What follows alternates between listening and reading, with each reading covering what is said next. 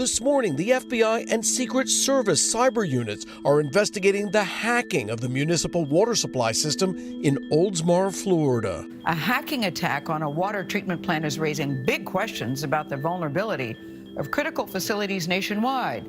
A hacker tried to poison a Tampa Bay area water system.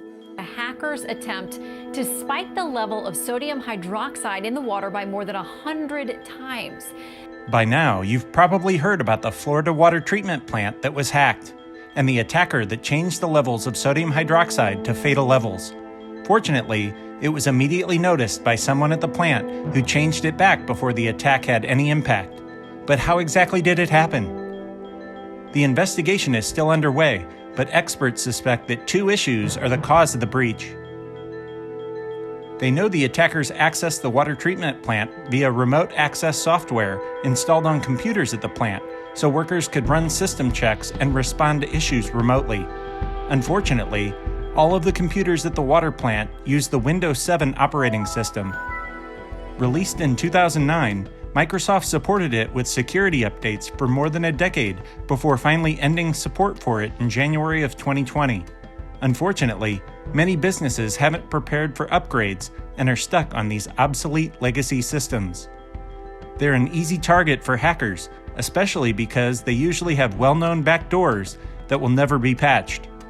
Whether you're a business owner or someone with a home computer, this is why it's important to plan for system upgrades and regularly install security patches for both your software and hardware. Not only was the water treatment plant running Windows 7, but every computer in the building shared the same password for remote access. So hackers only had to figure out a single password to get access to all of the computers at the plant. What's unclear is how the attackers got the credentials to break in. While it's possible they could have used a brute force attack, using a computer to try thousands of passwords a second, it's likely they found the login and password within databases shared by hackers. Data breaches make the news on a regular basis. A new report warns about a big increase in data breaches. It was a week ago today that Equifax announced the breach. A security breach at LinkedIn turns out to be much bigger than first thought. But when you add them all up, over 10 billion accounts have been compromised, and hackers know you probably use the same login and password for most websites. A credential stuffing attack is when a hacker tries to use the stolen usernames and passwords from one breach to log into another website.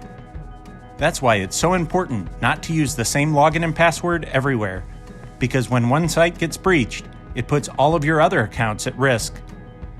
If you want to check to see if your email, username, or password was stolen in a breach, visit Have I Been Pwned?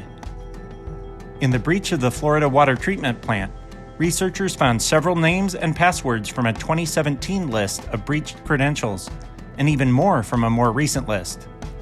So not only should they have used unique logins, but they could have changed them when they knew they were breached. You can run a check of your logins and passwords to see if they've been part of a breach, but it's easier to use a password manager that can help you create strong, unique passwords for every site. Several password managers will also alert you if any of your information has popped up on a list of stolen credentials. We've included links to several password managers, as well as a link to haveibeenpwned.com.